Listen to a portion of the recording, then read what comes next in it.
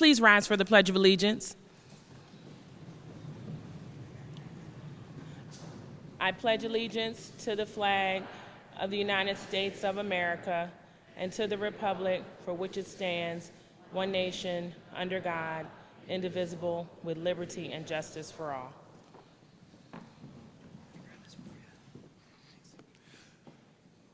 Good evening, everyone.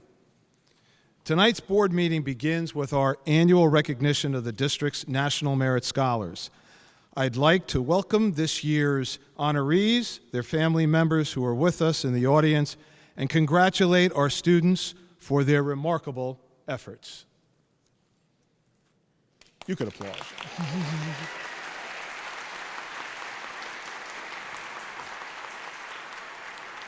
There are few school systems in America that can boast a record of student achievement comparable to ours. Most school districts would consider 4 or 5 national merit finalists a tremendous success. Tonight, I am proud to remind our community once again that Lower Merion is not most school districts. A remarkable total of 59 Lower Merion School District seniors have earned recognition through the 2017 National Merit Scholarship Competition.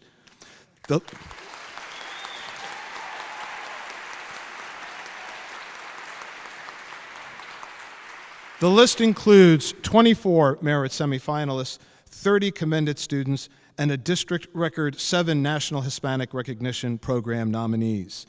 This is one of the largest groups of national merit honorees on the East Coast. These talented students were identified through exceptional academic achievement and high scores on the PSAT, which they took as juniors last school year. Based on your achievements, you have all qualified for recognition among an elite group of students in our country. On behalf of the entire school community, I want to thank you and salute you for your hard work, dedication, and commitment to success. You make us all very proud.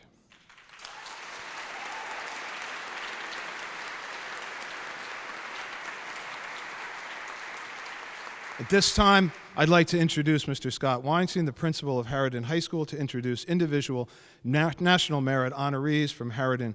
Students, please come to the front when your name is called to receive a district award certificate from Board President Dr. Robin Van Lynch.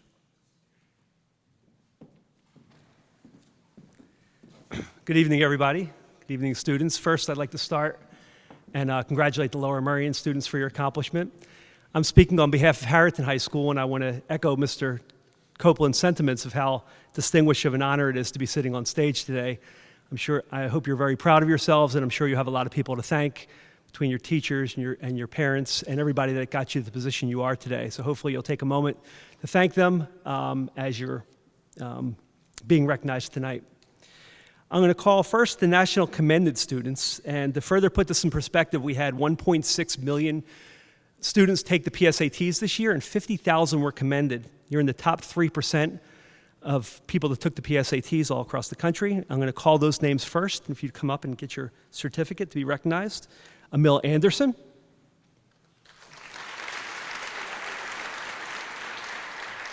Emma Anisman.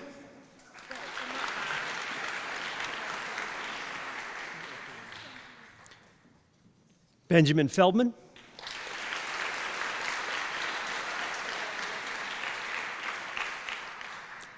Madeline Finger.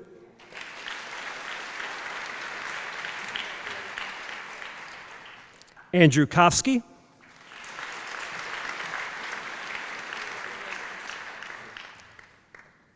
Nicholas Kotler. Ryan Kreiser.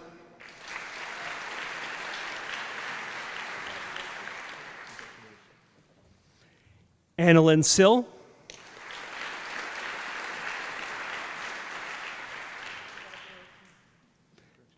Callum Urquhart.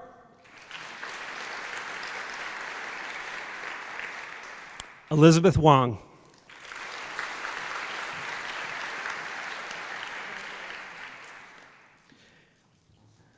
The next group of certificates that I'm going to read are National Merit semifinalists. To put this in further perspective, they're in the top 16,000 of people that took this test and scored in the top 1%. And first, Thomas Devlin.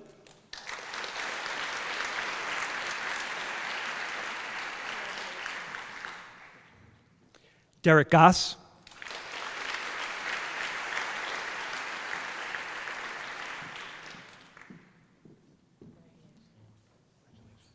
Kieran Karana,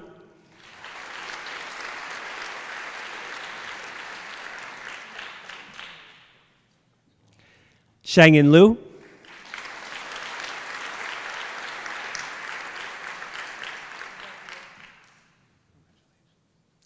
Portia Maidment,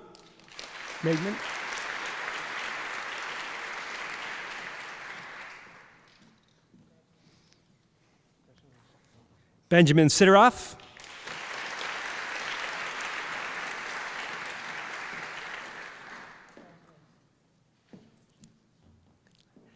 Leah Wang,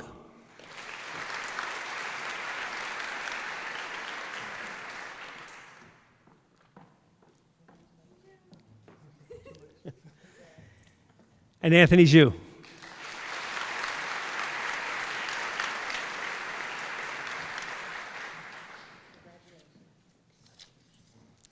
On behalf of the Harriton School community, once again, congratulations all students.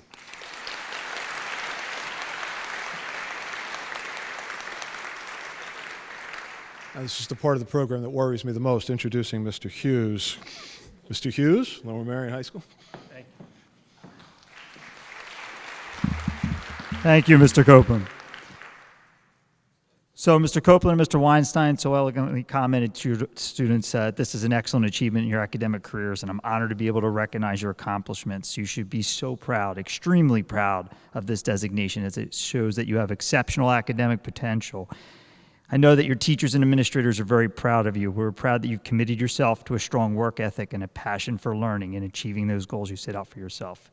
I hope you enjoy the recognition, and I hope you also recognize, as Mr. Weinstein said, all the people that have been part of this, your parents, your teachers, your administrators, everybody. So make sure you say thank you later. There'll be so much more to say, but before I started, Zachary Slogoff said to me, I have tickets tonight to the Eagles game, Mr. Hughes.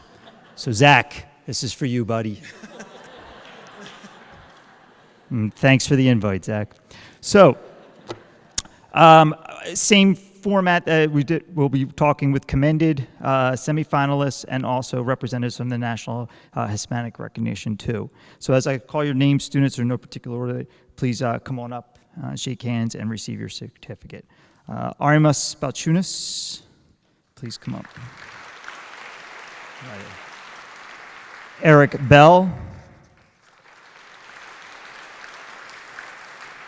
Fiona Bruckman.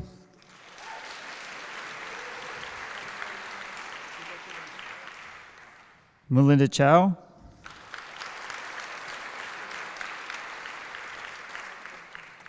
Benjamin Cowan.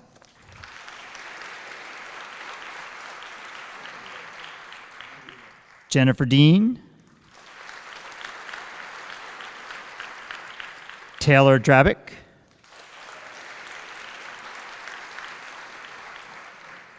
Joanna Gerber. Paul Lewis. Eric Liang.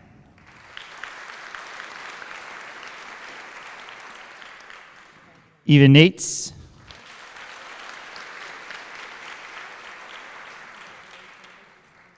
Sean O'Bannon.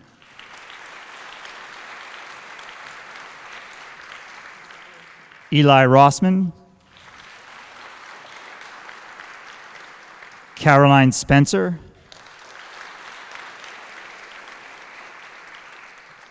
Jacob Stanger.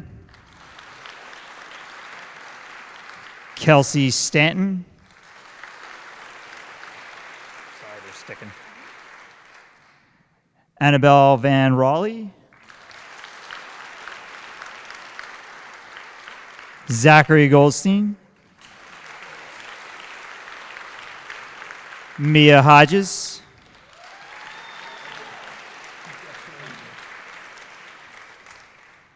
Liana Massey.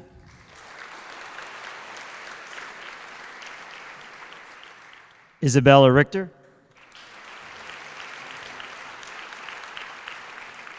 Nisha Arya. Timothy Askey.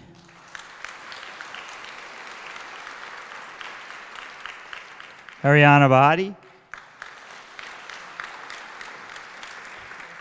Michael Chang, Zachary Drapkin, Jake Gurvich,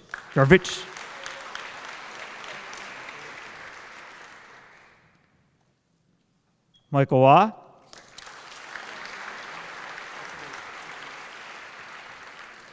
Maya Leviton,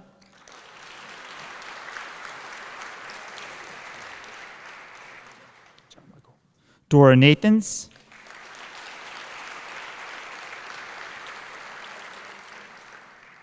Naren Park,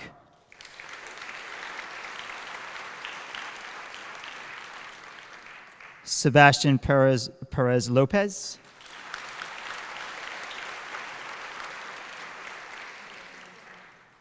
Kathy Tsai,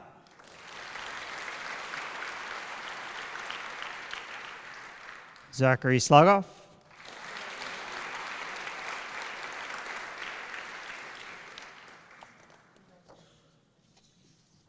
and Robert Zork.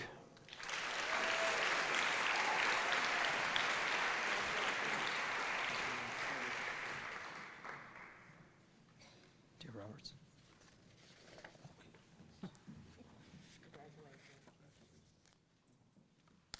Thank you, students. Thank you, parents. So parents, for a second, I'm going to do them right here. You could take a few photo shots. I'd ask Lower Merion students stand up and stand behind the Harriton students. And parents, if you want to come up and take any pictures. Doug, if you want to take some pictures of the kids right here. LM, move down a little bit to get around the kid.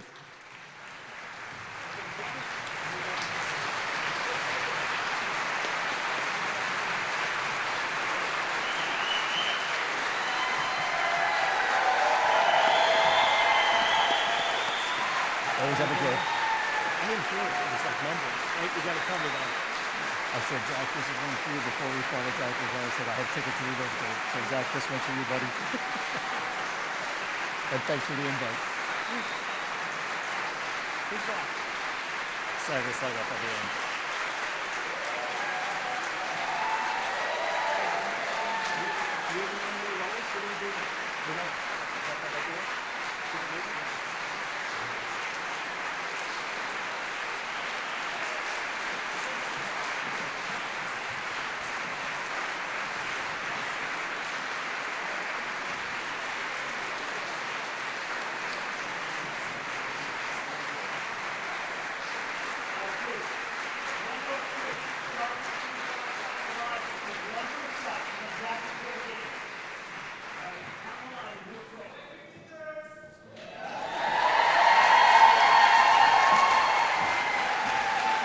One quick group shot out in the lobby.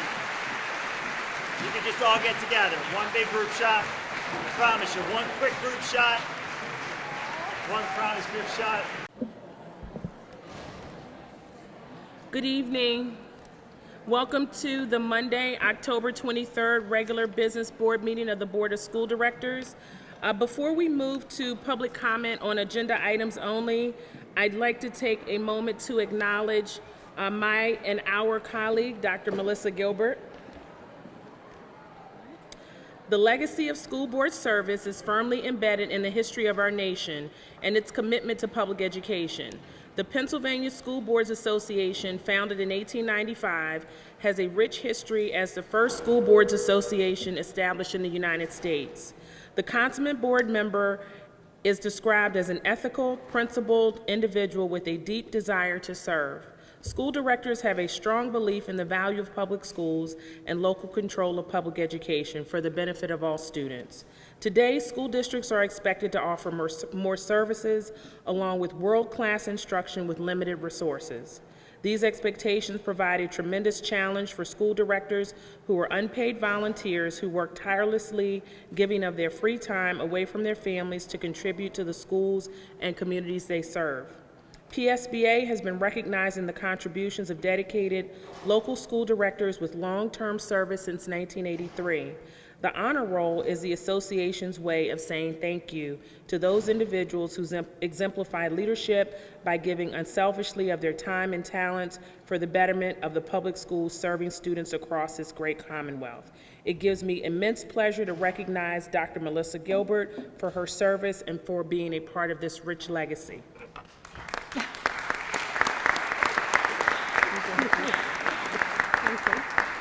Did you want to say something?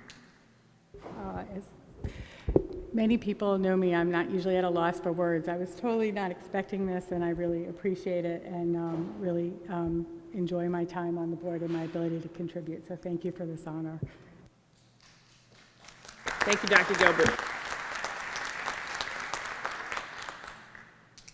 We will now move to audience recognition for agenda items only. If you are interested in providing public comment, if you could sign in with Ms. LaPera, and when you come to the podium, if you could let us know your name and generally where you reside in the district. And there is a 3-minute time limit for speakers. So at this time, we'll take public comment on agenda items only.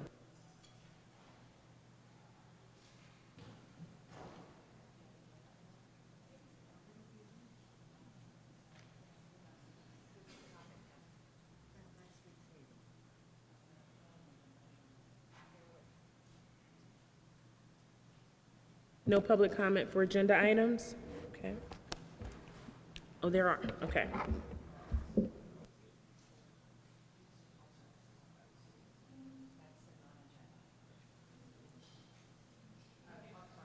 can come back, if you're a student, We do let students go at the beginning so that they can leave as soon as they would like.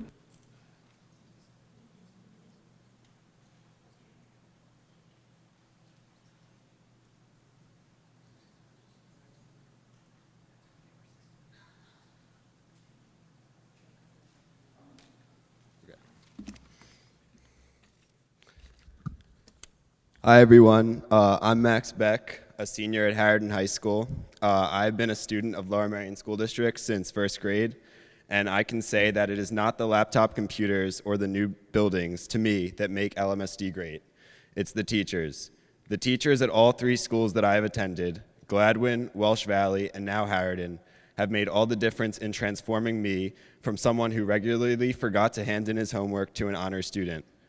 I can say firsthand that from all levels of classes and all subjects, every single teacher has provided me with an amazing platform of support, encouragement, and knowledge. A teacher is what makes an education great. A teacher can influence lives.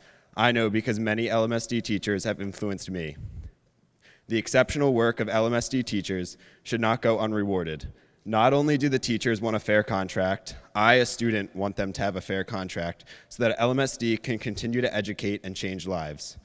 From the eyes of an actual student, not only is the well-being of teachers at stake, but also the well-being of current students at LMSD. As a senior, I need to finish strong and maintain my grades, and that is only possible if there is no work stoppage or interruption. There needs to be a compromise. Thank you.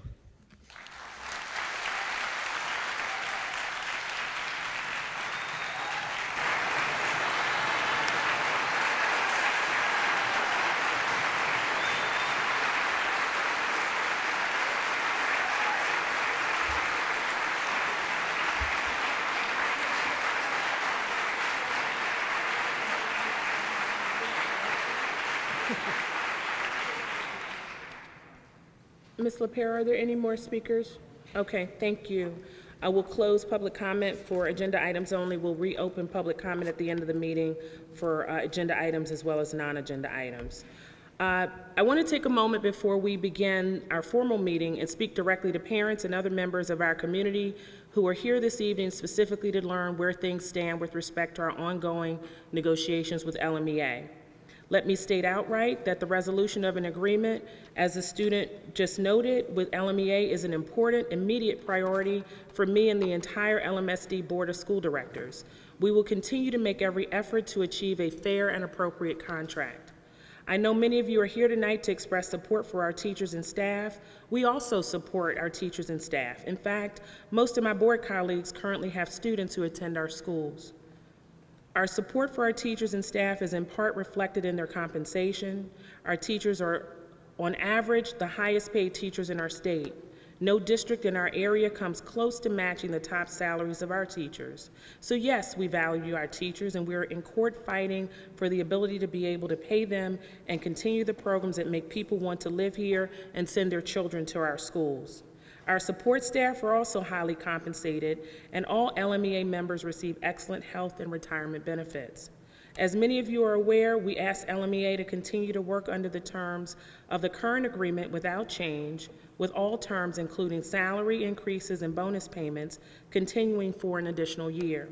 It was our sincere desire to have this school year proceed without any disruption or concerns that can come when there is no labor agreement in place, while we dealt with the issues arising from the litigation and other issues like our significant enrollment growth. That offer has not been accepted, so we are now exploring a multi-year agreement. We are also working with a mediator in order to achieve a successful outcome for both parties. And he has encouraged each group to take whatever time is necessary to ensure that both proposals meet our shared objectives.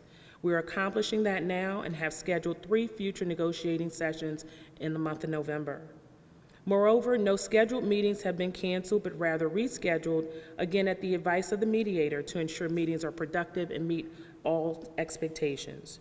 We absolutely support a collaborative, collegial negotiation process, and will continue to meet with LMEA, and we will keep you informed of the process. Thank you.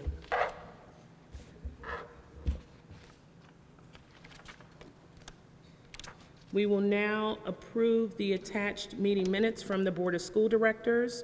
We could approve the minutes from the following meetings: September 18th, regular business board meeting, October 16th, education meeting, and accept the following committee meeting minutes: September 20th, communications, September 25th, special meeting of the board, facilities update, October 2nd, curriculum, October 6th, policy, October 16th, special meeting of the board, facilities update, and October 19th, facilities purchasing meeting. Are there questions? Is there a motion to approve? So move. There a second? Second. All in favor? Aye. Opposed? Motion carries. We'll now turn the meeting over to Mr. Copeland for a superintendent update. Thank you, Dr. Van Lynch. I think that most of the highlights have already taken place this evening, and if it's all right, I'd move into human resources. Before I ask the board to vote on human resources, I'd like to take a moment to acknowledge the resignation of Mr. Doug Young, which appears on this evening's agenda. Doug, as most of you know, has served as the district's communications director for the past 14 years and has gone through the ranks of the Lower Merion School District from his days in Marion Elementary to when he attended Lower Merion High School, was a member of the basketball team. By the way, he didn't write this, As a communications director, Doug has served as the school district's spokesperson and has managed strategic communications and community relations. He has also overseen the district's Innovation Center, produces events like TEDx MLSD, and an annual Girls Leadership Conference. Through the years, Doug has incorporated his love for basketball into his life by serving as assistant coach of the Lower Merion Aces boys basketball team, as well as other youth basketball leagues throughout the area. Please join me in wishing Doug much luck and success in his new endeavors as communications specialist, where he'll be working with agents and players in both the NBA and NFL. Congratulations, Doug.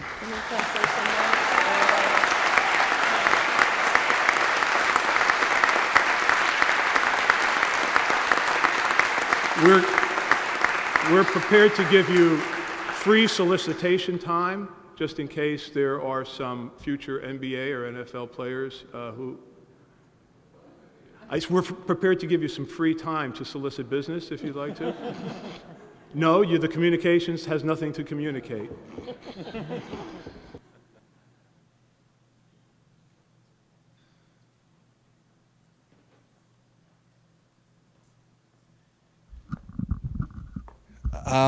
Thank you very much for those kind words. I'm a little bit speechless right now as your communications director, but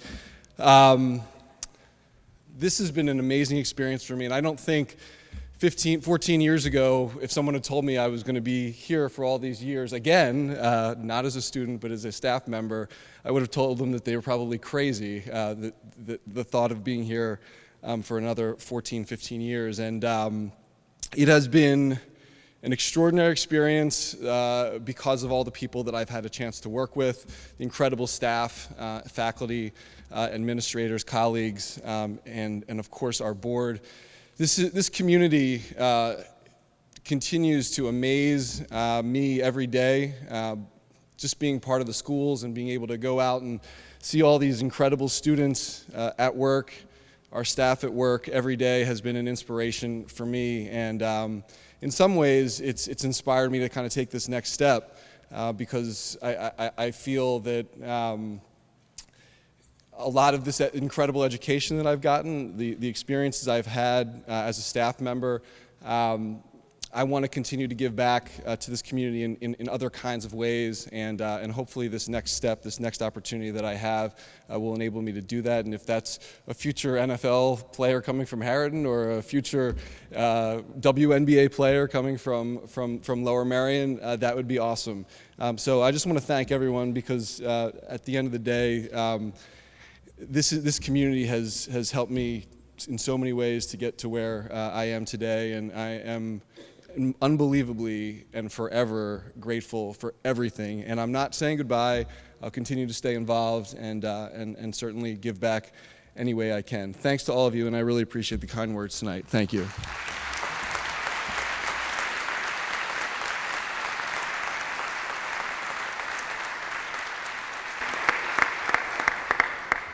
Make a lot of money, donate stuff, gyms, it's okay. Under Human Resources, the administration recommends that the Board of School Directors approves the attached Human Resources actions, HR 1 through HR 4. Are there questions? Is there a motion to approve? So moved. Is there a second? Second. All in favor? Aye. Opposed? Motion carries. And before I move to Dr. Gilbert's report for the Curriculum Committee, on behalf of the Board of School Directors, Doug, we wish you all the best, and we appreciate your commitment and service to not just the board, but also to the larger district. So again, we wish you all the best and wish you well. We will now have the report of the Curriculum Committee by Dr. Gilbert. Thank you. The Curriculum Committee of the board met October 2nd, and the education meeting on the evening of October 16th really summarized the topic. So if people are interested in detail, they can watch the video of the October 16th meeting. So I'm going to be somewhat brief. So in order to more effectively implement our strategic plan and spend our resources wisely, Mr. Copeland hired Dr. Christina Paul, an expert in program evaluation, as a full-time administrator in the district. The first program evaluation, which is on the gifted services program, is almost complete, and we received a brief interim update. The full report is going to be finalized and presented to the board and the community in November. Dr. Paul, the entire meeting was the Dr. Paul show, so I should just say that to start with. Dr. Paul also gave a presentation to CCOB on the next program evaluation project, which is on academic support programs. So the goal is to review academic programs that are designed to support students who are struggling in order to decide if the programs are working effectively, basically to either determine whether to continue as currently implemented, to expand or bring promising practices to scale, to refine programs or discontinue programs.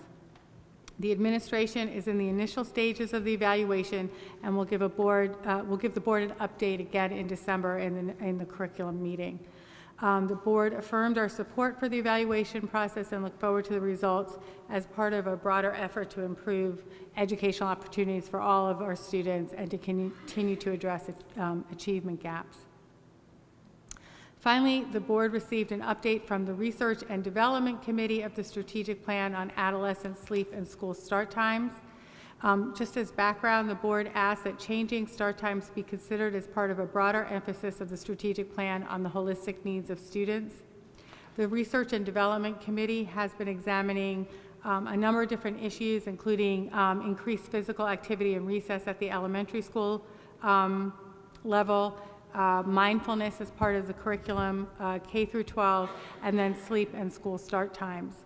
At the CCOB meeting and then the subsequent education meeting, the administration reported on this R&D report, which can be found on board docs if anyone is interested. After a very thorough review of the committee process, the scientific research, and our context, the administration recommended that we move forward with the following steps. First, to investigate the upfront and annual costs of new transportation system scenarios, as well as the impact those scenarios would have on traffic patterns and the needs for capital improvements. Second, to develop a community engagement plan to provide and gather information to generate meaningful dialogue around adolescent sleep health as well as start times. And three, to reconsider existing policies and practices, including homework and extracurricular activities, along with early start times, because they were described by many students as interfering with the getting enough sleep at night in a survey that was done. So those were the three recommendations which we'll be moving forward with. Again, if you're interested in these issues, all very important issues, you can watch the October 16th education meeting and find the associated materials on board docs. Our next meeting is going to be Monday, November 6th at 8:30 a.m. in the board meeting room. Thank you. Under Educational Services, the administration recommends taking items B and C in one motion. Under B, the administration recommends that the Board of School Directors approves the attached overnight field trips. Further, the administration recommends that the Board of School Directors approves the attached My Learning Plan renewal for the 2017-18 school year in the amount of $12,926.55. Are there questions? Okay, please. I just have a question about the overnight trips. It looks like Harriton and Lower Merion are both sending students to Orlando. Actually, it looks like the dates are different. Are they in subsequent weeks? It just seems like the costs are different. It looks like it's the same trip. Are they performing? Dr. Ebersol. The program it's part of the music program both at Harriton and Lower Merion. They're comparable experiences, but not identical. But they are not the same dates. So are they performing? They do perform, and they do Or is it a perform. conference? They perform as well as collaborate with other musical bands throughout the country. And they're both missing, 3 school days? Are they responsible then for making up all that work? They are.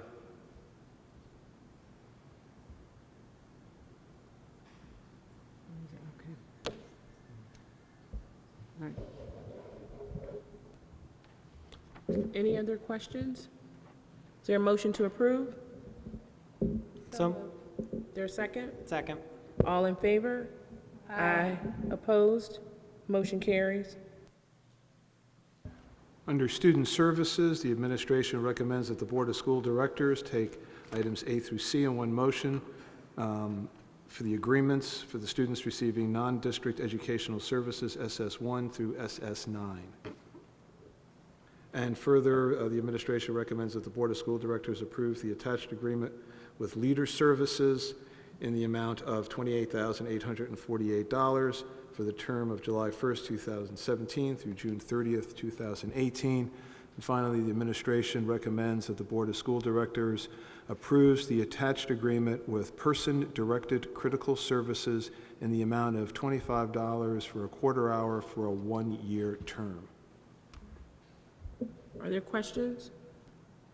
I'm going to recuse myself from this vote. Okay, thank you, Dr. O'Leary. Is there a motion to approve? So move. There a second? Second. All in favor with Dr. O'Leary's recusal? Aye. Opposed? Motion carries. We will now have the report of the Facilities and Purchasing Committee by Mr. Driscoll. Thank you, Dr. Van Lynch. We met this past Thursday, October 17th, over in the DAO, and we began the meeting, as we always do, by reviewing and recommending for approval the list of bills. We then reviewed and recommended for approval the following district contracts, some of which we've already discussed. First one was person-directed clinical services at $25 per quarter hour on an as-needed basis. A student is in need of counseling services beyond what the Lmsb staff can manage. It is anticipated this counselor would only be needed for approximately 1 to 2 hours per week. We then reviewed and recommended for approval of leader services for $28,848. This is a renewal contract for an IEP writer software solution that the district has been using for several years to assist in drafting the IEPs. Last contract was with the MCIU for $12,926.55. Another renewal contract for My Learning Plan. The MLP, My Learning Plan, is a program that manages our professional development for our staff. We then moved on to review and recommend for approval the following items from the purchasing report. First item was from Graybar at $36,431.02. This is a contract to replace the lights in the Ballackinwood Middle School gym. The existing lights are difficult to replace due to the height of the ceiling. In addition, the new lights will be LED and provide energy savings. We learned after the meeting, however, that there were some issues with the contract that some other issues that we needed to work out with further consideration. So the item will not appear on tonight's agenda, but I just want to make note that we did discuss it at that meeting on Thursday. The second item was this for School Installers of Pennsylvania for $81,112.52. The district uses baseball and softball diamonds at South Ardmore Park to support our athletic programs for Lower Merion High School.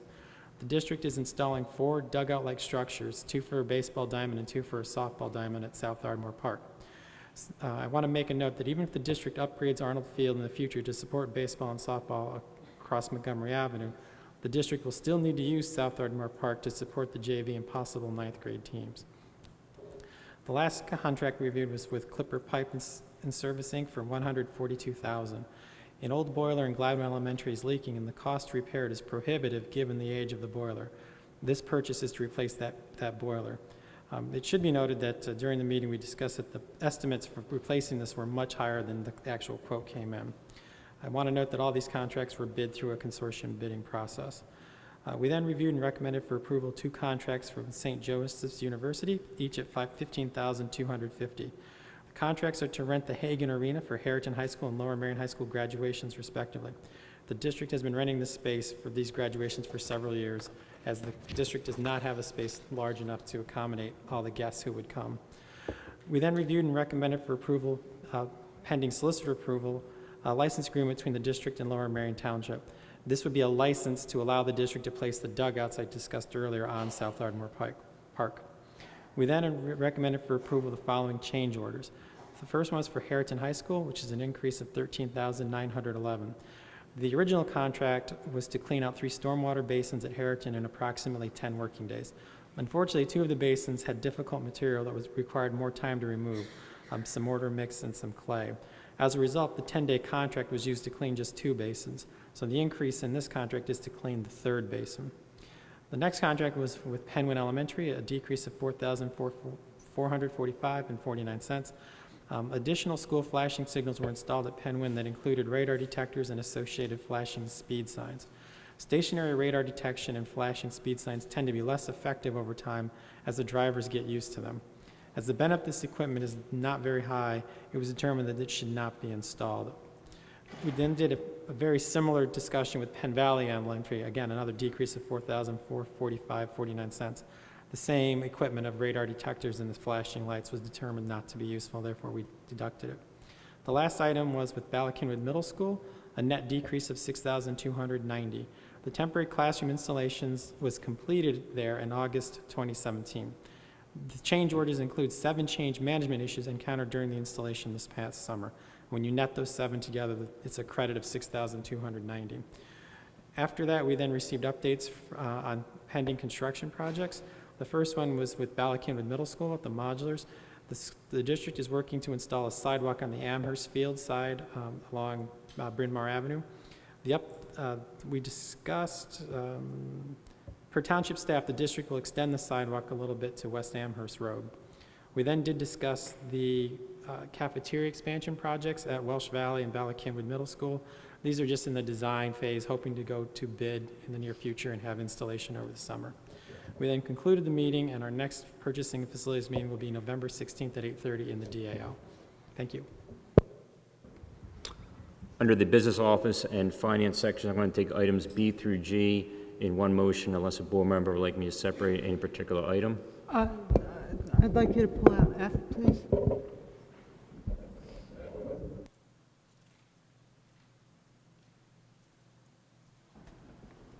Oh, sorry, you're done.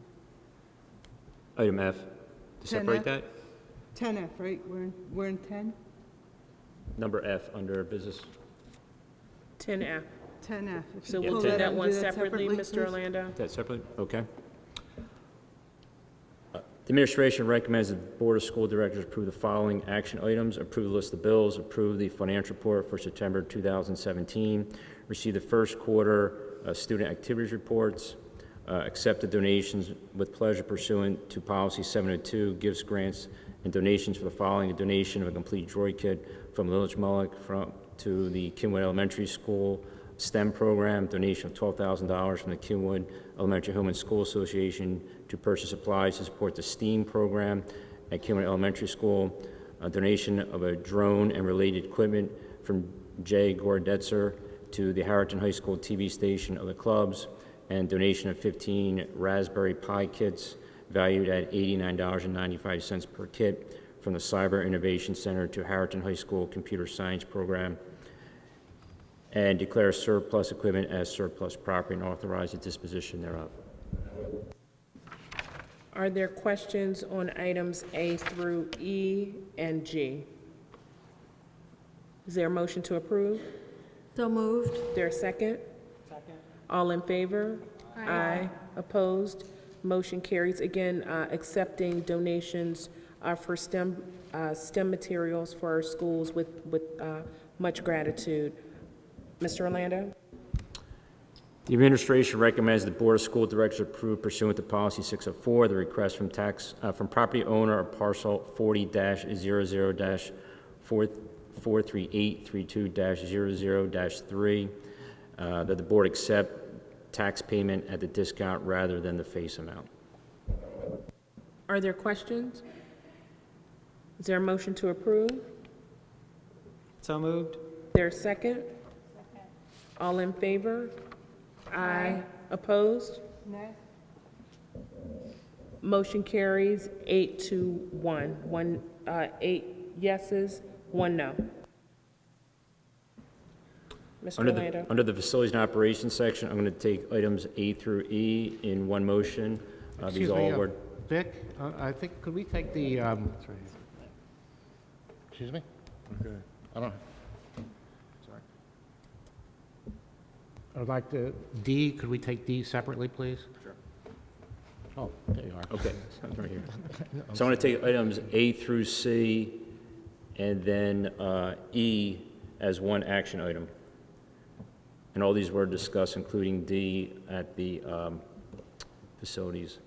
The administration recommends the Board of School Directors approve the following action items: award the bids to furnish and install team shelters at South Ardmore Park, replace the boiler at Glenwood Elementary, and authorize the proper officers of the school district to do all necessary things to carry out the intent and purposes of the resolution, including the execution of all necessary documents.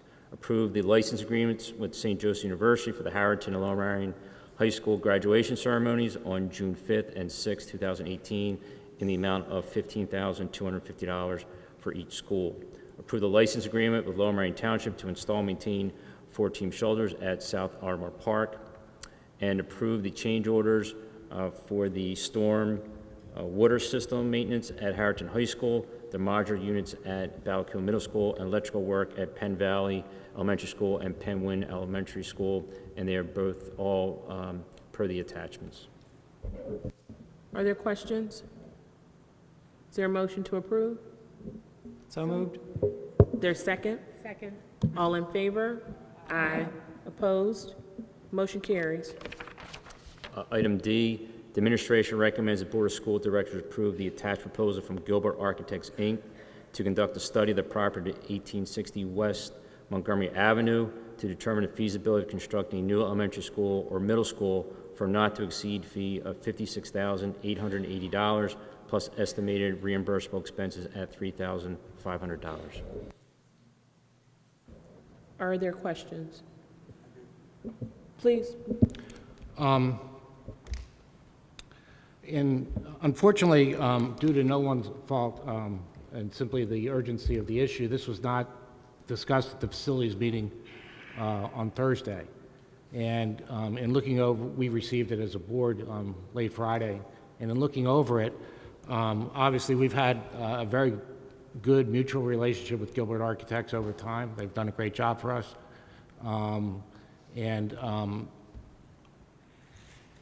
But in reading over the proposals and the responses from the various potential architectural firms, I realized that in thinking about this, that I had two concerns about one about a potential conflict of interest with using Gilbert on this particular contract, which is to determine the feasibility of the Islamic Center as to whether a school can go there or not.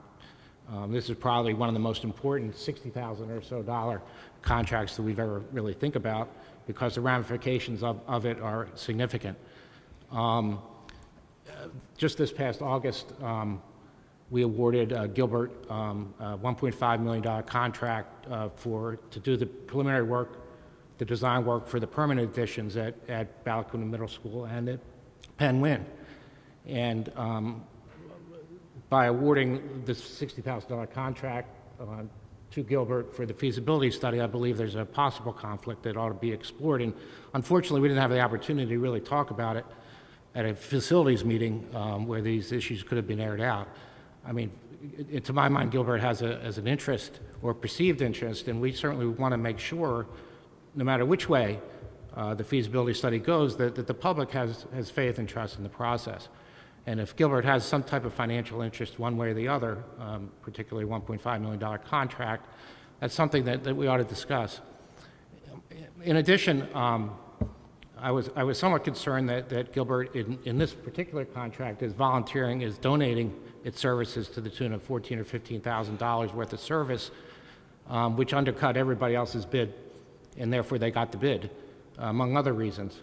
But it seems to me that's troubling to me, since we have such an ongoing, strong relationship with Gilbert. These are issues which I would really like to see discussed more fully at a facilities meeting, and therefore I would move to table this motion to have it reheard at a facilities meeting that could be done as quickly as possible, as soon as next week, to discuss these issues surrounding this contract and as to whether there are any conflicts or issues that need to be discussed.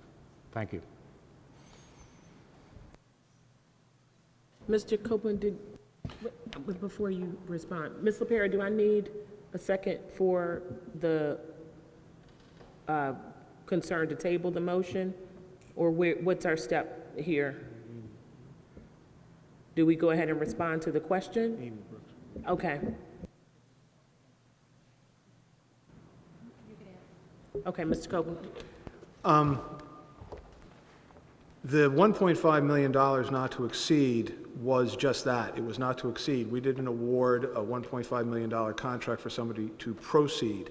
It was anticipation as to whether we had decided to move ahead, and I think the amount that has been worked off of that is in the low thousands. I think it's like $2,000 or something like that. I'm getting a nod from Mr. Ganan. Secondly, the architect, one of the things we did to expedite the program, is we did not ask each of the architects, and we gave the RFP to 3 architects. We did not ask each of the architects to supply for us dollar figures from some of the sub-professionals, meaning landscape architect, MEP, which is the mechanical, and the civil engineer. And we also said that we were going to do our own traffic study. So as a result, no matter who got the contract, they would have to use the same professionals, civil, mechanical, and so forth. So those people are, they were going to be independent of the architect, or they were going to work separately. So if the board chooses to table, that's fine. We were under the impression that we wanted to move with some alacrity, and so that's why I had indicated at the, I think it was the Monday meeting, that I was going to recommend this, and I had indicated on the at the facilities meeting that this was going to come. So we're fine with. Okay. Please. Thank you. I understand the need for speed here. We need to make some decisions fairly quickly and fairly soon. So I think scheduling an extra facilities meeting in a week, or even the end of this week, to discuss this, I think would be good due diligence on our part. I also had some questions regarding the need for the MEP and some of the other specialties. I didn't know if it was just, I was under the impression it was just going to be a massing study and not any design. So I just, I heard what David had to say, and Bob, what you just said is we've only paid $2,000 out of a $1.5 million contract. Is that, or some small number? Yeah. Not, I won't hold you to the 2,000, but Yeah. but Yeah. so if we decide to go with something new, then they're leaving on the table whatever the difference is between the current 1.5 million and what we've already paid them. So again, I think, you know, we've been really happy with the work that Gilbert has done. I think, you know, they're a very reputable firm. I do think, however, it would behoove the board to just discuss this a little more fully, make sure we all understand what we're deciding on. So I would support tabling it for a week and trying to meet to. Let me just indicate that, again, the administration was trying to move with urgency because the administration felt that's what the board wanted. Let me just indicate that they wouldn't necessarily be leaving something on the table because nothing's been approved for them at this point. One of the things that we wanted to do with this strategy is we also didn't want to complete a full feasibility study so we'd like to do it in somewhat of a stage. So sort of take a look, have them do some things, then sit down, meet, and discuss whether it was going to be practical to move forward. So actually Gilbert came and we actually agreed on a two-step program.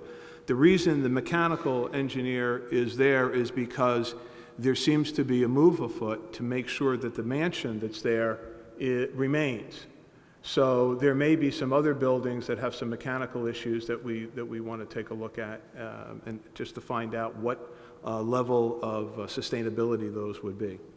The only question I would have is if the board, and again, the administration will do what the board wants, if the board chooses to have a facilities meeting sometime this week, that still requires an additional board meeting to approve.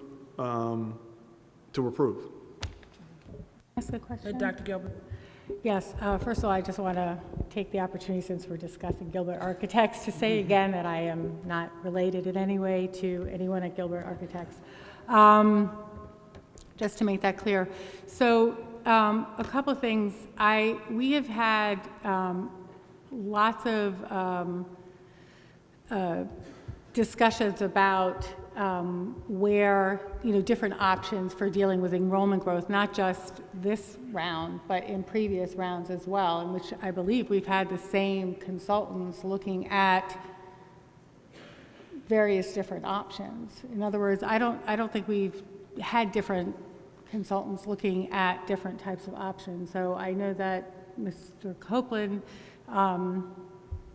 hasn't been with us through the previous rounds, but perhaps Mr. Gannon could comment on that. I'm just concerned because I hear the conflict of interest, but I don't really fully understand it because, I mean, theoretically, Gilbert, if they were building at a new school, would increase their, increase the ultimate money they made as opposed to, adding on someplace. So I guess I'm not really clear on the conflict of interest part of this, and I'd like to get a sense of whether the school district, through all of its previous discussions about what to do, has used different consultants for different projects. I don't know the answer. I don't recall that, but it's only, I don't recall that in the last 8 years that I've been on the board. Well, I'll let Mr. Gannon fill in the last 8 years. I know that you've had different consultants for demographic studies, and we sent the proposal out, frankly, and we indicated on the proposal that no architect had been chosen because we, quite frankly, wanted people to sharpen their pencils quite a bit. So we sent it out to Gilbert, we sent it out to KCBA, which is the architect who had done the high schools, because we felt that they knew the district, and we sent it out to Spiesel, who I'd worked with. So we tried to send it to people that we felt were good people. Can I ask a question? Oh, I'm sorry. As I understand, this is on, okay. Your question was, have we worked with the same group of consultants? I realize we've used multiple consultants for different projects and the rest of it, but in terms of when we've been trying to look at various... Since 2012, we have worked with the same group, led by Gilbert. Okay. And can you just also mention what the difference in the estimates came in? Do you have that? I know it was in the... There was quite... Well, as Mr. Federer pointed out, Gilbert is donating their services, so their proposal is about $15,000 lower than the next lowest. It's actually, well, I mean, I have it open. It's actually closer to $20,000. So even if you add their $14,000 fee in, they would still be the lowest responsible bidder by $5,000. I mean, I'm concerned about delaying because we're trying to get information on whether the property is going to be feasible, and I'm concerned about delaying. We would have to be at least delaying through the next business meeting. I have a question for our attorney regarding that. One, we definitely could vote on at the next education meeting, so we don't have to wait for business meeting. But is it possible, if we held a facilities committee meeting and had a quorum, could we vote on it in that facilities committee meeting? I don't think so. I think you need to have a meeting, full meeting. Okay. Even if it were advertised for that purpose? We've had special board meetings that were advertised for the purpose of approving something that was outside the business or the education meeting. If you advertise it as a special meeting of the board, you can. So we may delay ourselves. We need, what, 2 days, 3 days to advertise a meeting? You need 24 hours to notice, but we have to advertise it in the newspaper, and that's the tricky part. I can get it into the Inquirer, but it would need a 24-hour notice. So it's basically 2 days. So theoretically, we could hold a meeting on say, Friday, advertised for this specific purpose, and meet, discuss it, vote on it, all at that meeting if we chose to? Rob? Theoretically. Can I just address, maybe I can answer Dr. Gilbert's question about the conflict issue. And one of the things that conflict issues and resolutions and rules really are for the protection of all parties, and they ensure that the result is beyond question. In other words, that no one, once the result of this study, whether it's feasible or not feasible, there can be no, because it's so important, and in anything we do, obviously, but you don't want to have people coming in, well, that party or this participant had some angle or some reason to find a certain way. And so in the law, we call that even just an appearance of a conflict. But in the question, you want the public to trust, especially in something like this, that what we do is 100% objective. And I think that one of the issues that I had is that, and I know it's an up to $1.5 million contract, but realistically, if in fact we're not going to build and it's not feasible to build at the Islamic Center, we're really looking, and obviously we haven't decided anything, although we did decide on the 1.5 to at least enter into that contract. The likelihood, in my opinion, is that that's probably the direction we're going to go in, and therefore there is some type of incentive. There's some kind of financial incentive, or somebody could question it at the end if, in fact, if Gilbert did it and it came out to be not feasible to build a school, and then they're doing the permanent addition in terms of 1.5. So that could be questioned, and that's sort of. I would not want to have to answer for that. I'd want to be able to say this is a totally objective, no involvement, no advantage, one way or the other. That's Well, sort of. I mean, we seem to be discussing it now, so I'm not sure if we're going to get more information around the issue. I mean, I'm not sure what additional information we would get. I mean, either you think there's a potential conflict of interest that, a professional architect is going to not give you their opinion about whether, the land, whether there's enough flat land to build or not. We've used these people. They've been doing evaluations for us across many different properties. I guess I'd be happy to talk about it right now if other people want to talk about it right now, because we're here and we can have the discussion. I don't know what additional information. I guess my question is there additional information that would be brought to the table that would inform us about this, or is it just a conversation we have to have? In which case, why don't we just have the conversation? We're here. Their full board is sitting here.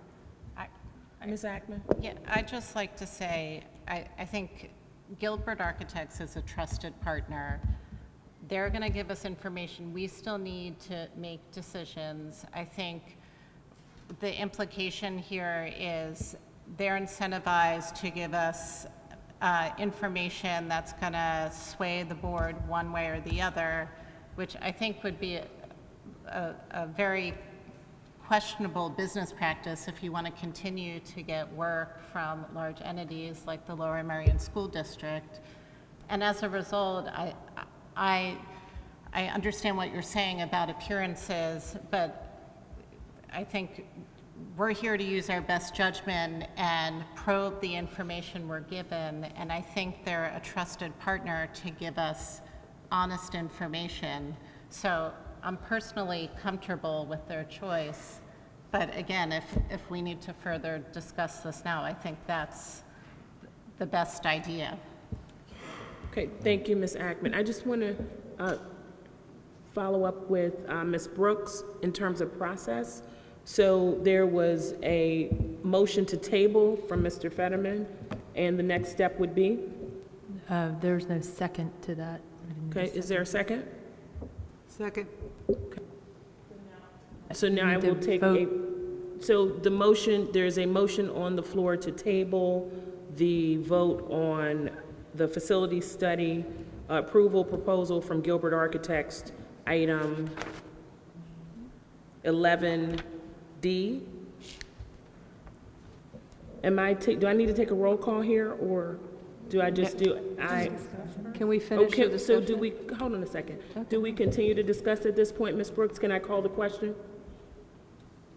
I don't think you continue to discuss. I think that for a motion to table, you don't discuss. That's what I think. But can we ask a question? I know you don't discuss a table, but I have a question about, so if, well, I thought we needed to clarity- vote it up or down, so I just need to be clear on process. So can you give me a minute? You have to vote whether you're tabling it. That's all. So if that's voted down, then you can discuss. Okay, so I'll call the question.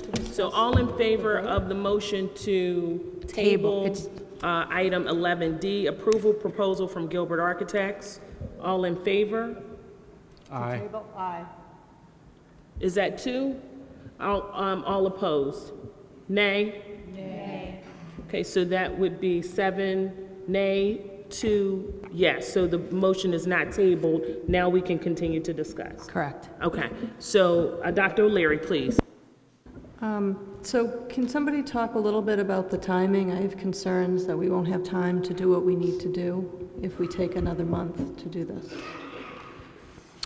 Well, some things that are coming up. By early November, we were hoping to have the 2 enrollment report studies up and going. And we believe that the feasibility study, at least in part 1, in other words, take a look at it and see if there really should be a deeper look, would be, I think, 2 weeks, Mr. Ganan?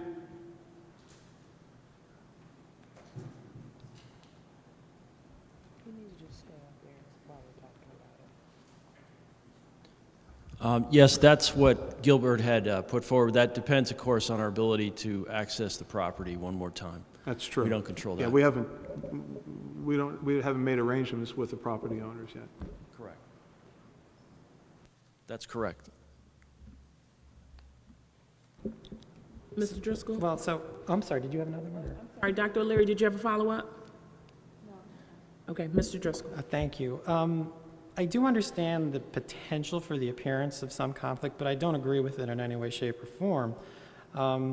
One could argue, if you're doubting the trustworthiness of the feasibility study, if you go with somebody else who's either $20,000 more or $28,000 more, we could argue they're trying to do a feasibility study to undo the work that Gilbert's already got. So if you're believing that there's somebody's going to game the system, we're almost can't do anything. I have no reason to believe that Gilbert would trade its reputation. It does school construction not just for us, but for dozens and dozens of school districts, to give us a bad report. I think that the time is of the essence. We've gotten basically, a $14,000, even though they would have been the lowest bid, even if they put in approximately $14,000 of architectural fees, to give us a report on what we can or can't do. It's not an architectural design of it's going to be 3 stories here and 2 stories here, and the cafeteria will be on the left. It's just, what can you do here? And I don't see the real conflict rising up to where Gilbert would give us a false report on what we can't do, which is kind of the implication there.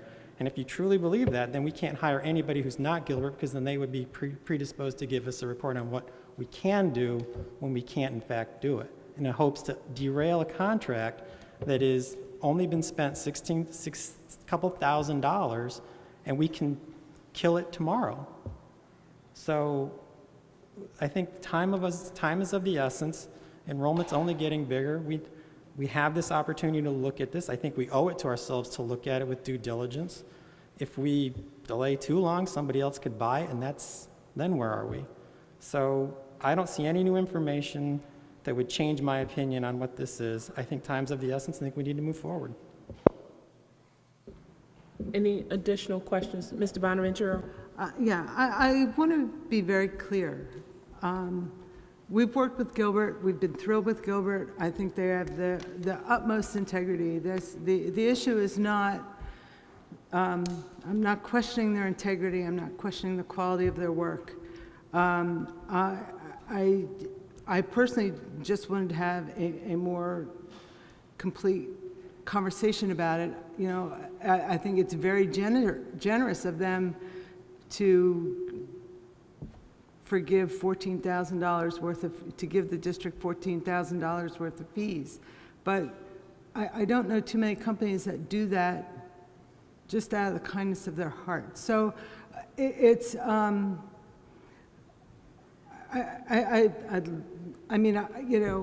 love to just ask them and have them say, well, we've worked for you, and this is something that we are giving back to the district. And so I I'd be thrilled, but we have not had the opportunity, or at least the board has not had the opportunity to ask that question. But even more, so it's appearance. It is no way, shape, or form an accusation of any sort. The other thing that I would like to ask is,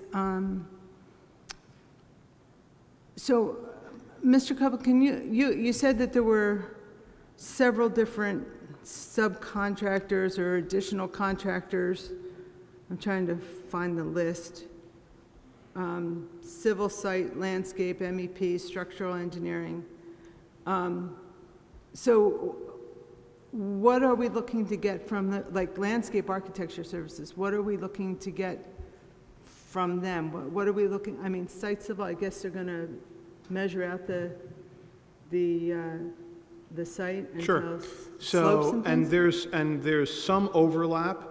And so one of the things that the architect does is straightens out the overlap so that the architect's going to make sure that the landscape architect isn't doing some of the work that civil could do, and so forth and so on. That's part of what the architect is doing to keep the fees down.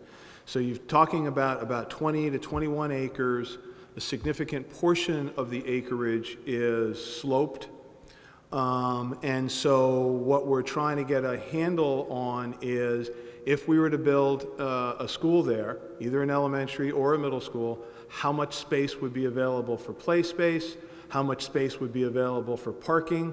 It's zoned R1, so it's got a heavy lift in terms of impervious surface. You're looking to basically say, if you took out some of the existing buildings, does that make a difference in terms of your site? We would hire on our own a traffic engineer to get some sense as to what the traffic implications of that particular site would be, since it's basically on a 2-lane road. And so that's what you're looking to do. And as I mentioned before, if the structure that's there has to remain, is it a complete gut job, or are there any mechanical situations that are necessary? There are additional questions? Okay, so now we need to vote, correct, Ms. Brooks? All right. Correct. Item 11D, approve proposal from Gilbert Architects, Inc. to conduct a study of the property at 1860 West Montgomery Avenue to determine the feasibility of constructing a new elementary school or middle school for a not-to-exceed fee of $56,880 plus estimated reimbursable expenses of $3,500. Are there additional questions? Is there a motion to approve?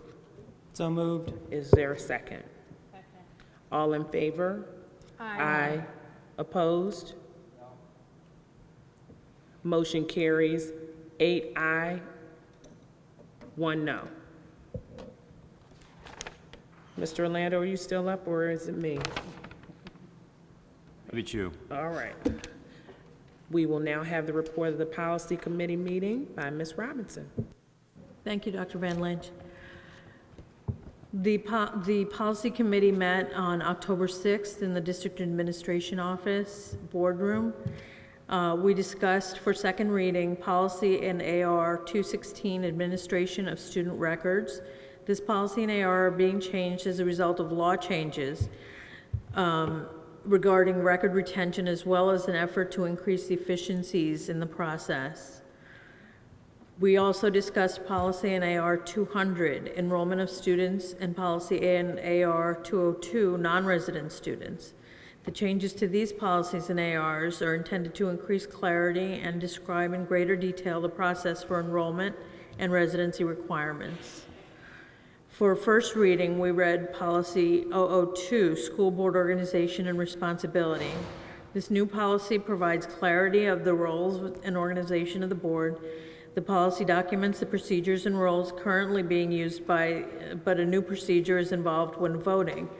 If there are multiple candidates up for office on the school board, a written ballot will be taken and tallied at the meeting. The language in the policy replaces 003, which in its entirety, and therefore 003 is up for repeal as a first reading. Some language has been moved to the administrative regulation in 002. Policy 003, local board procedures, is up for repeal. Policy 007, board meetings. The Solicitor's Office has recommended an adjustment to language to clarify that when recognizing speakers during public comment, comment is limited to district residents and taxpayers. And we discussed Policy 605, tax levy. The revision in this policy and AR relate to district-initiated real estate tax assessment appeals. Specifically, appeals will be initiated without regard to type of taxpayer, i.e. residential versus commercial.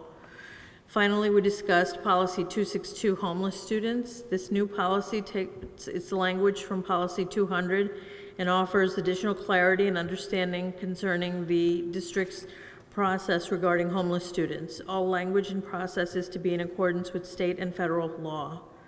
We did not get into the remainder of the agenda due to conversation and discussions of topics during the meeting. Therefore, they will be brought back next month. The next Policy Committee meeting will be held on November 10th, 2017 in the District Administration Office Boardroom. Thank you, Ms. Robinson. The following policies were reviewed for a second reading. Policy AR 200, enrollment of students. Policy AR 202, non-resident pupils. And Policy AR 216, administration of student records. Are there questions? Is there a motion to approve? So moved. There a second? Second. All in favor? Aye. Opposed? Motion carries. The following policies were reviewed for a first reading. Policy AR 002, school board organization and responsibility. Policy AR 007, board meetings. Policy AR 605, tax levy. Policy AR 262, homeless students. And Policy AR 003, local board procedures for repeal.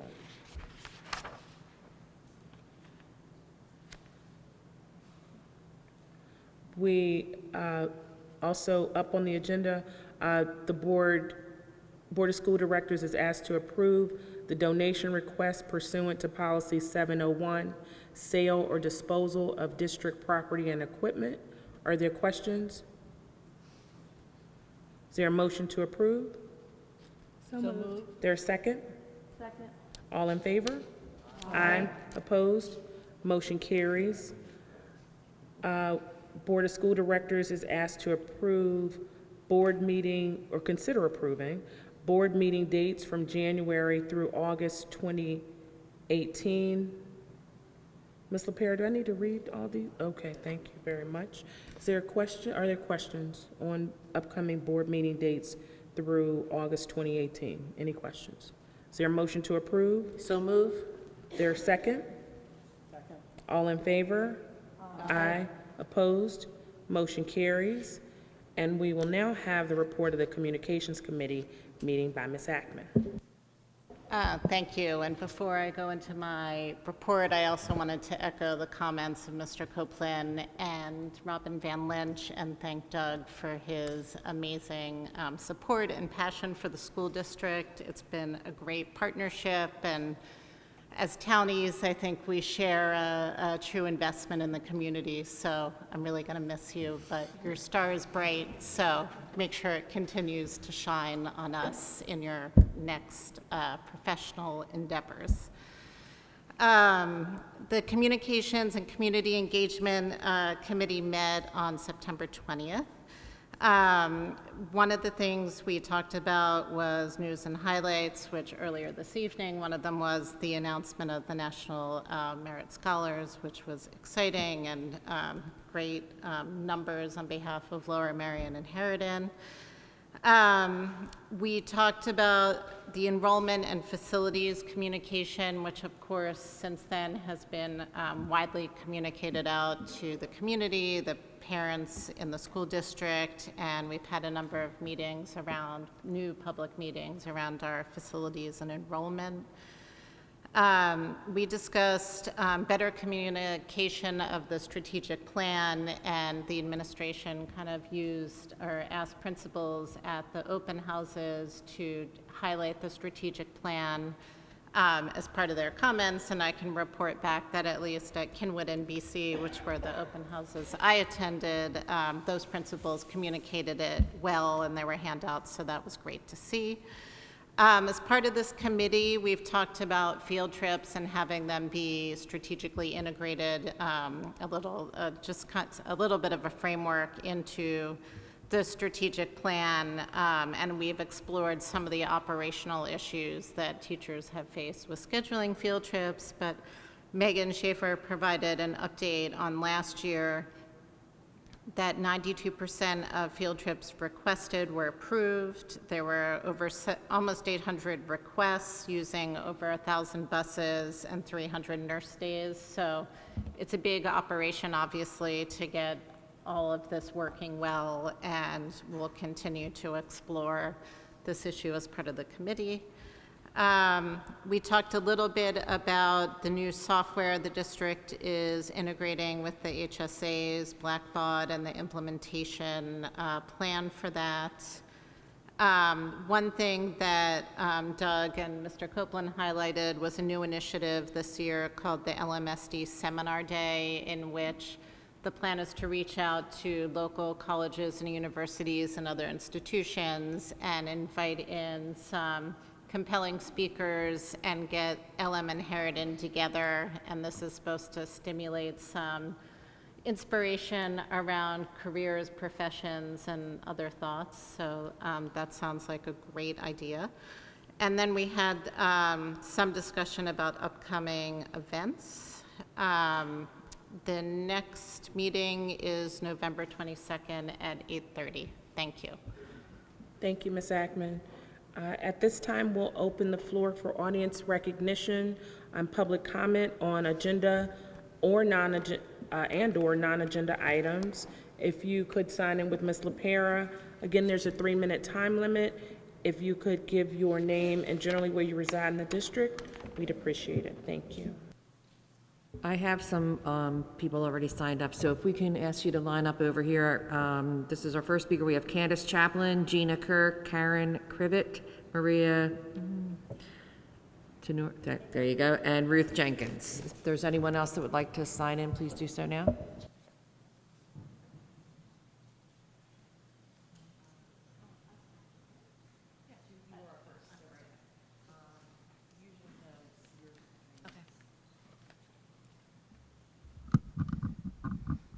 Should I start?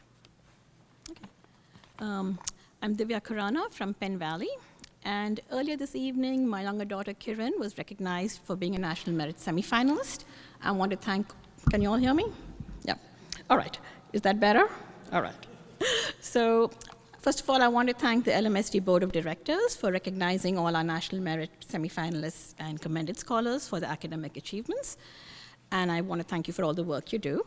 I do wish all of you those of you who are running in the upcoming election, good luck. I just want to point out that Kiran would not be getting recognized today were it not for the excellent education and support that she has received throughout the years from each and every one of her teachers and other support staff. Our family's association with this district started in 2001.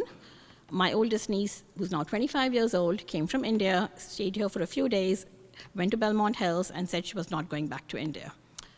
We have had 5 children in our extended families, nephews, nieces, and kids who have gone through Belmont Hills, Welsh Valley, and Harrison High School. Kiran is the youngest. The eldest graduated college with an engineering degree, is now working. 2 others are halfway through engineering degrees at Penn State. My elder daughter is a first-year medical student at Drexel. Although as parents, we would like to take some of the credit for their success, the lion's share of their success in life can be directly attributed to the wonderful, excellent education they have received here at LMSD. They have been taught by highly experienced teachers with advanced degrees and doctorates. They have had bus drivers who make sure to make it to the school on time. They have custodial staff who keep the school running. They have cafeteria workers who make sure there's good food for lunch, and a highly professional counseling staff. These are the people with whom the children of our community spend the greater part of the day from age 5 to 18. These are the educators who are responsible for nurturing the future engineers, doctors, lawyers, psychologists, artists, and musicians in our community. How do we quantify or put a dollar value to what we do, to what they do? The short answer is we cannot. If you were to ask a parent how much their child is worth to them, I don't think any of us can come up with a number in dollars. In the same way, for the Lower Merion community, the work our educators do cannot be measured in dollar terms. It is invaluable beyond measure. Their hard work and years of service should be reflected in their pay. My elder daughter wants me to point out that in her first-year medical school class, there are 5 former Harrington High School graduates. I'm now going to quote her from the speech she had written for this meeting last week. This is not a coincidence. We all know we are there because of years of excellent instruction and well-thought-out curriculums that laid the foundation for a successful academic career.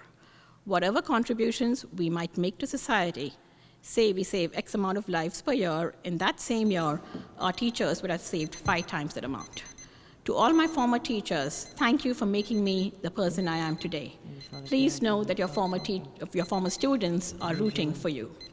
I conclude by thanking all the teachers and staff of our schools from the bottom of my heart for the work you do every day in taking care of our children. Thank you. As an active member of this community, I hope that we can conclude the contract negotiations fruitfully in an amicable manner. Thank you. Candace?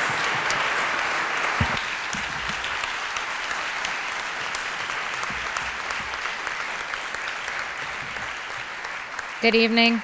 Can everyone hear me? School board members, neighbors, and teachers.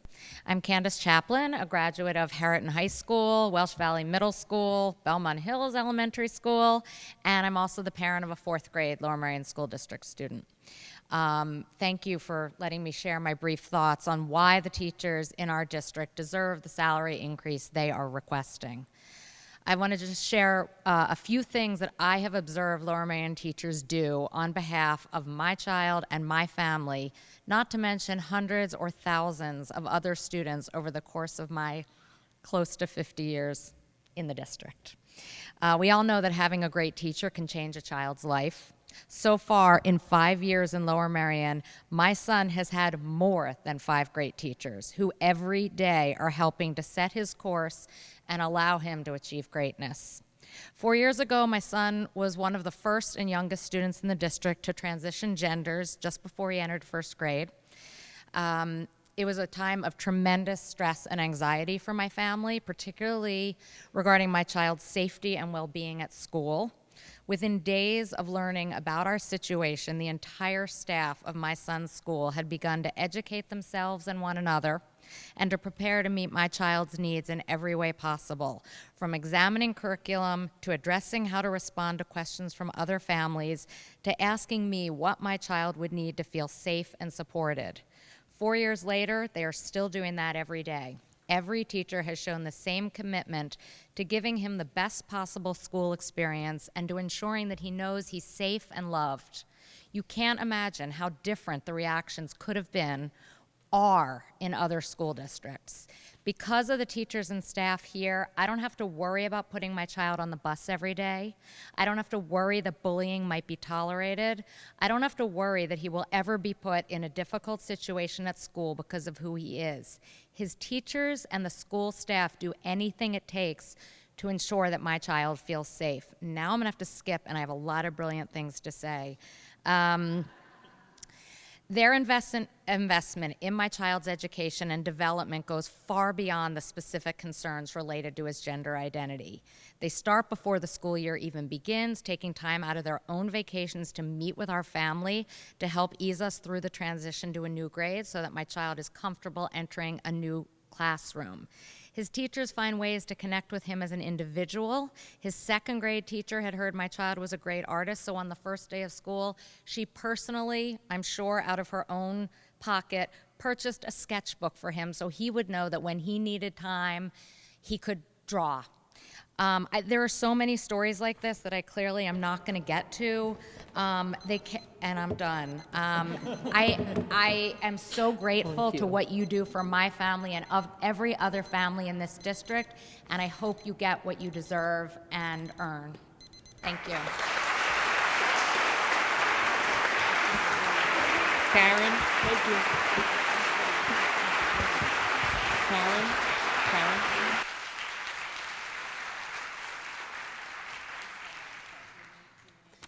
Hi, my name is Karen Crivet. I would like to share the following with the board. The roles of our teachers have become so much more than merely people who relay information that is required for our children to absorb in order to graduate from high school. In fact, what is previously made up what we call community is receding because parents are now working longer hours.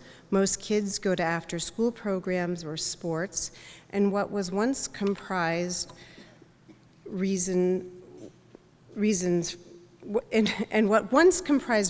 for families to cluster in a village, to shop, to get to know each other, is now replaced by the internet.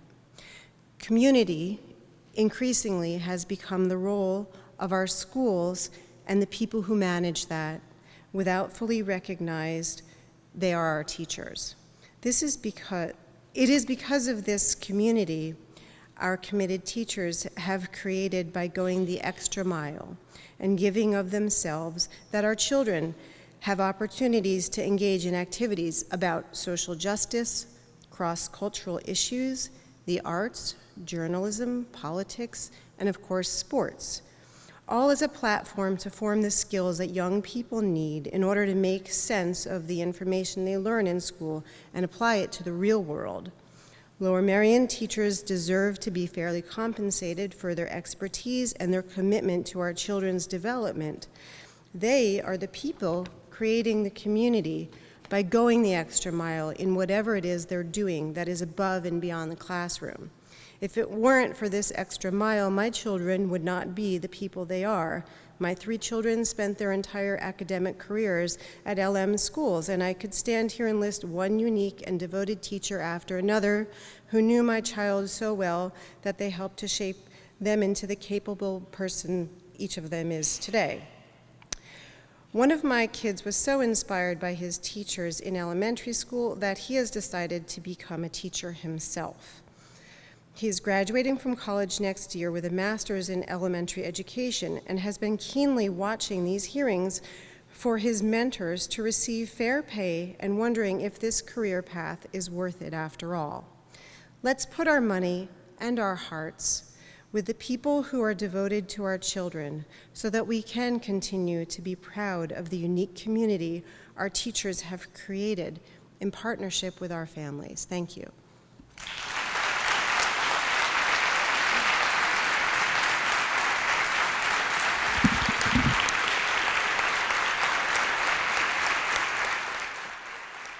Hi, my name is Maria Tenorio. I'm Armor resident. My name is Maria Tenorio. I have been living in Armor for more than 20 years. I have 2 children, Manny, who graduated from Harrington High School, and Angel, who is a 6th grader at West Valley Middle School. I am writing to tell you about my experiences with the teachers and staff of Lower Merion School District. I am an immigrant from Mexico. I do not have the formal education that many of the parents of this school district have, but I do have the same goals. I want my children to be successful citizens and happy members of the community. For myself and for many other Hispanic families that I know, living in this district is a financial challenge. However, we make the sacrifice because we know how great this district is. I can assure you that the teachers of this district be beyond their duty to support their students. My 2 sons have speech issues, and I have seen firsthand how the teachers have worked with my children to make sure that they do well in school. The communication between house and school is constant and reliable. As a member of the Hispanic community, I also can tell you the experiences of other Hispanic families. Families have told me that 1. Teachers have tutored our children for no pay. 2. Teachers have met with the Hispanic community in the public libraries, in our houses, and even in the teachers' houses to give us the tools that we need to be more active participants in the district. 3. Teachers and nurses have looked for resources beyond the school walls to improve our lives. 4. Teachers have served as translators, and they are the connectors to the life of our schools. Teachers not only are supporting our children and academical, but they also have given emotional and social support to the Hispanic community. In my personal experience, I cannot forget when my husband passed away 5 years ago, and the loving and sympathetic response from the teachers and staff that were involved with my children was overwhelming. Families have received personal support in the form of clothes for kids, books, graduation outfits, taken to medical appointments, etc. There are certain acts of the kindness and support in life that have no price. We support the teachers and the staff of Lower Merion School District, and we only ask that the Lower Merion School Board support them as well. Sincerely, Maria Tenorio. Thank you.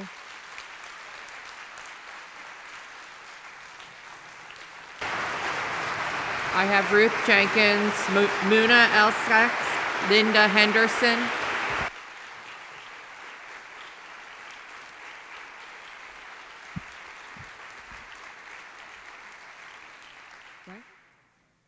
My name is Ruth Jenkins. I'm from Wynwood. I'm going to talk about last week's meeting on the concept of sleep deprivation for teenagers. I thought that the meeting, the concept and the idea that students need more sleep, high school students are a different circadian rhythm, has been solidly documented, and to take so much time to reinvent the wheel is really unnecessary as we sit here for 3 or 4 hours listening to reports that are collations of other reports. If you accept the studies, then the process should begin to change, or it won't. However, the main thing that you should take into consideration is, why are the SATs at 7:30 in the morning if this is not the best time for students in terms of their thought process? Secondly, the other report that Dr. Paul did, the research on the achievement gap, has been going on forever. The time spent on all of these studies would be best used to have early intervention and more individual help in smaller classes. And I think we need less studies and less time for students to wait for the solutions to come. And thirdly, the best and the worst choices presented, the best of times and worst of times for the population situation, did not include a kindergarten center, did not include the possibility of dividing the high schools into a 9-10 high school and 11-12 high school. And finally, as Ben alluded to, a much more active participation in the overbuilding that's going on in Lower Merion. I've spoken to several school bus drivers who pick up and drop off many students at these apartment buildings, and that's what's being built here, and more apartments and more students. And much of the overbuilding is properties that do not do their fair share of tax burdens. The other thing that I wanted to talk about was tonight's discussion of 15 minutes for a disability consultation, $25 for 15 minutes. Is 15 minutes enough of a consultation for a disability student? That's my question. Thank you.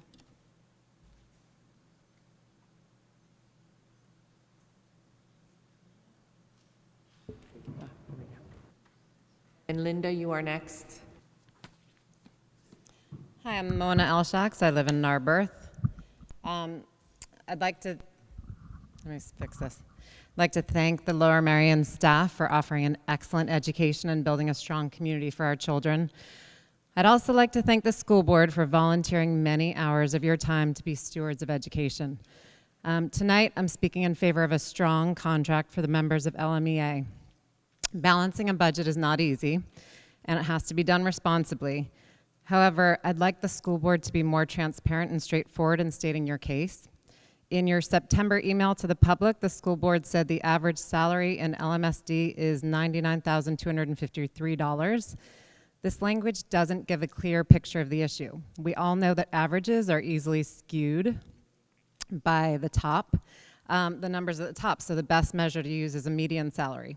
So since the school board has the most direct access to all the salary info, I hope you will promptly give the public details on median income at each step and group of staff members. In the absence of more detailed information from the school board, I assume the $99,000 average is skewed by the top salaries of teachers with masters and PhDs. Teachers with advanced graduate degrees are an asset to this district and this community, and we should value that. They should be compensated well, as are people with similar degrees in other professions. According to studies by the Organization for Economic Cooperation and Development, the best educational investment schools can make is to attract excellent teachers. The other statistic used in your email that your offer would increase salaries by an average of 3.4% also needs clarification for accuracy. In the absence of more detailed information from the school board, I'm going to assume that figure includes much more than standard raises and cost of living adjustments. It's skewed upward by the salary jumps of teachers as they attain advanced degrees like masters and PhDs. Thus, it's not an accurate portrayal of the salary increases of most LMEA members who will not be completing an advanced degree in the next year. It makes the salary increase sound higher than it actually is for most LMEA members. Transparency is crucial in this day and age, and I hope the school board will give a more accurate and detailed picture of your proposal to the public. Our Lower Merion property taxes are a wise investment. They're an investment in an excellent education for our children, in a strong and thriving community because people move here for the schools, and also for people without children because our home values increase and businesses thrive as people move to this rapidly growing school district. I moved here for the schools, and so did many other professionals. I teach in another excellent school district, Tredyffrin Easttown, but I chose to live here because I know my children receive an excellent education at Lower Merion. All LMEA members should be paid well. They build the foundations of our community. Many of our children spend more waking hours with LMEA members during the week than they do with us. My child gets on the bus at 7:30 a.m. and returns from sports at 5:30 p.m., and she encounters many caring LMEA professionals at each step of the way. These people are a wonderful investment in my property taxes. They care for our children and challenge them to reach their greatest potential. Thank you. Thank you. Thank you.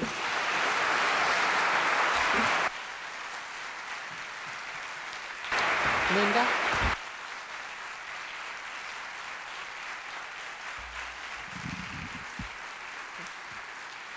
Thank you. My name is Linda Henderson, and I live in Rosemont. And I would like to also lend my support for fair compensation for the teachers of Lower Merion. I actually want to thank the teachers of Lower Merion School District for the exceptional education that has been provided for my children who attended Gladwin, Welsh Valley, and Harriton.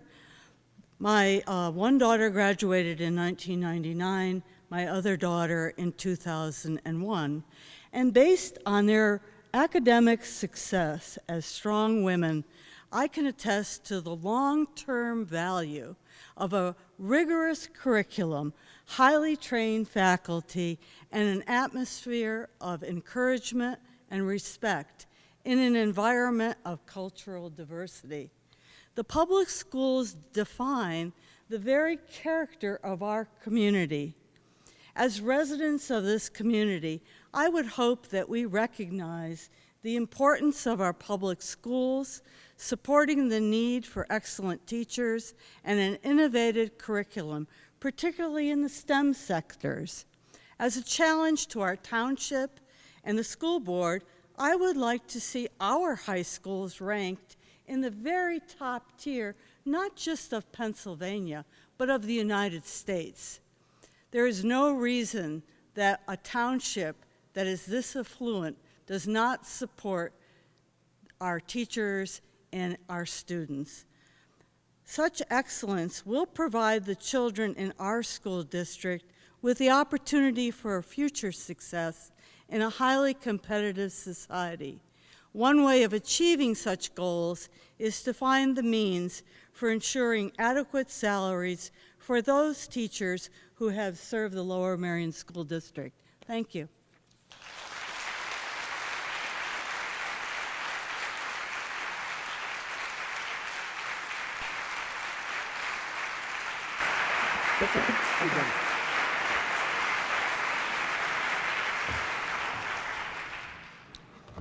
Thank you for the public comment.